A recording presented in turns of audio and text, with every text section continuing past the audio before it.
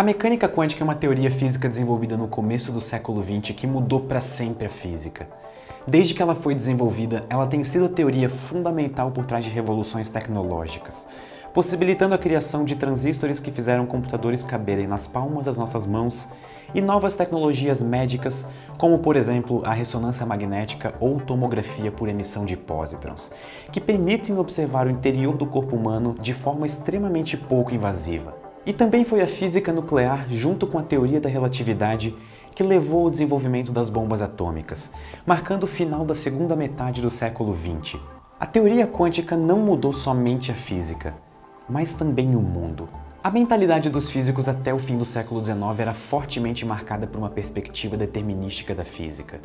Naquela época, um problema de física se resumia a descrever como um objeto, por exemplo, um gás ou um campo elétrico ou magnético, mudava no tempo. Mas esse tempo era extremamente rígido.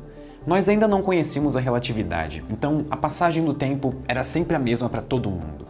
Todos nós experienciávamos o mesmo segundo a cada segundo. Isso significa que o tempo flui continuamente e, da mesma forma, os objetos mudavam de posição continuamente. Por exemplo, a temperatura de um gás aumenta alguns graus a cada segundo. A energia de um campo elétrico diminui por segundo conforme ele gera uma corrente elétrica e assim vai. O primeiro sinal de que essa nossa noção de mundo não estava correta veio em 1877.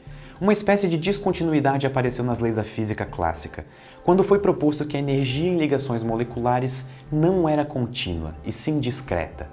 Isso já vai ficar mais claro, mas no momento interpretem energia discreta como se as ligações moleculares só pudessem ter valores que fossem múltiplos inteiros de um valor base. Você pode ter uma unidade de energia, 2 unidades de energia, ou até mesmo 3 unidades de energia. Mas você nunca pode ter 2,7 ou 3,14 unidades. Isso é o que nós queremos dizer com níveis discretos de energia. Salvem isso no cérebro porque isso vai ser extremamente importante mais pra frente. Ok, essa ideia era boa, mas ela surpreendentemente passou despercebida até a virada do século, quando em 1900 o físico Max Planck resolveu um dos problemas mais importantes da história da física, o problema do corpo negro. Um corpo negro é um objeto ideal, algo que não existe no mundo real. Ele não reflete luz, apenas absorve e emite ela.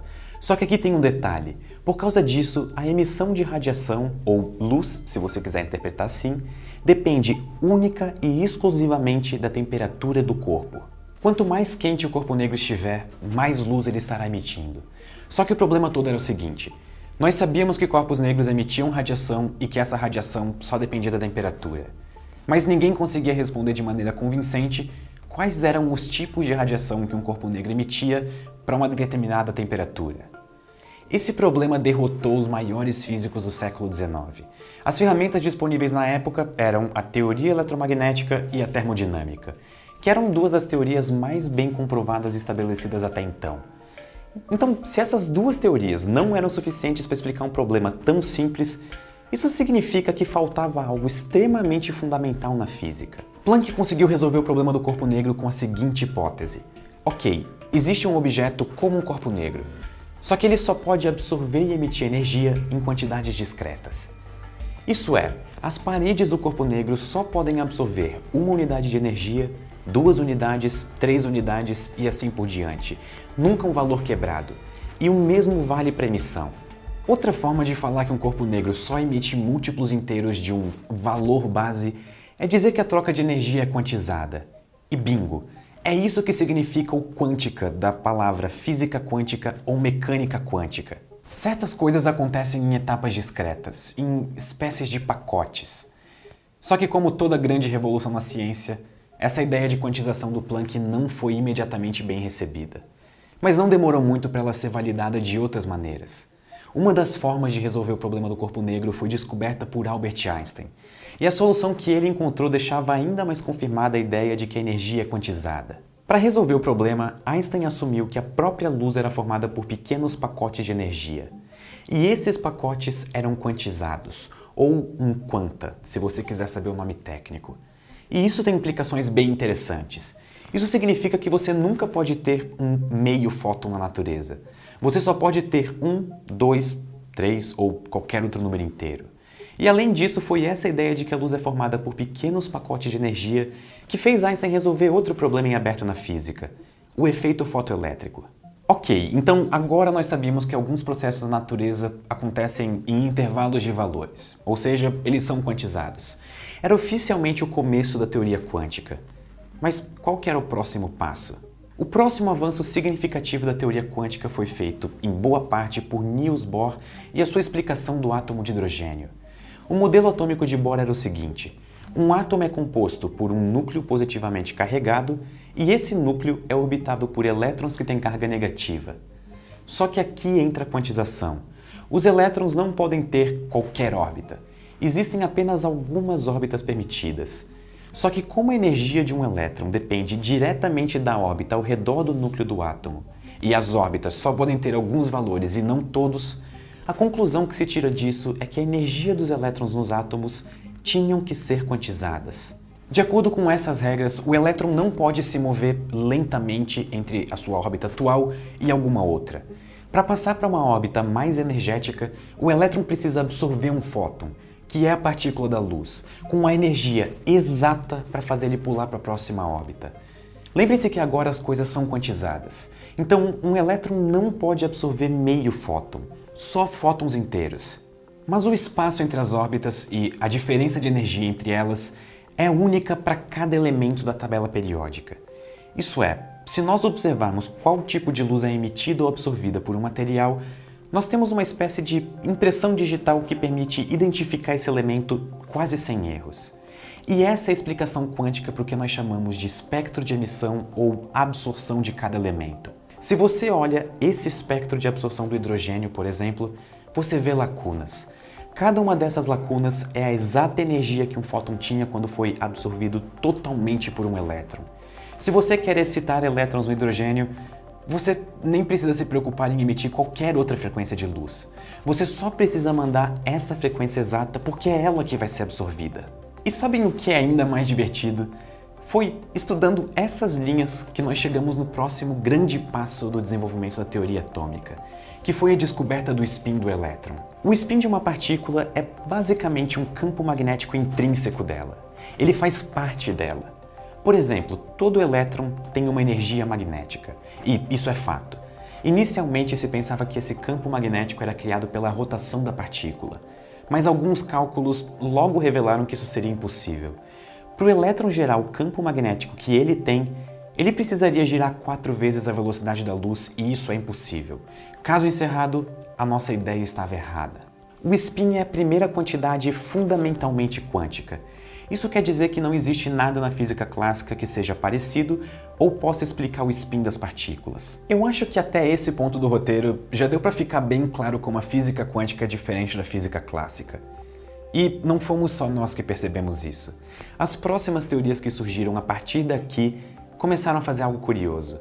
Algumas delas tentaram não se basear nada na física clássica. E esse rompimento com a física clássica é deixado ainda mais evidente com o desenvolvimento das primeiras equações criadas para descrever sistemas quânticos, como a equação de Schrödinger. Com essas equações, finalmente faz sentido usar o termo mecânica quântica e não física quântica, porque agora nós resolvemos problemas quânticos como nós resolvemos problemas em física clássica. Nós começamos com um sistema numa configuração inicial conhecida e aplicamos equações fundamentais para descrever como que esse sistema evolui ao longo do tempo. Mas as equações fundamentais da mecânica quântica fizeram previsões que deixaram muitos físicos bastante desconfortáveis. A primeira dessas previsões é a natureza probabilística da teoria quântica. É impossível prever com completa certeza o comportamento de uma partícula ou qualquer sistema quântico. E isso não parecia ser apenas uma peculiaridade das nossas equações, e sim um aspecto fundamental do mundo quântico. A segunda previsão, que deixou as pessoas bastante desconfortáveis, era o famoso princípio da incerteza. Esse princípio afirma que é impossível determinar a posição e a velocidade de uma partícula ao mesmo tempo com boa precisão. Você precisa escolher. Ou você erra na medida da posição, ou você erra na medida da velocidade. Você não tem como saber os dois com precisão ao mesmo tempo.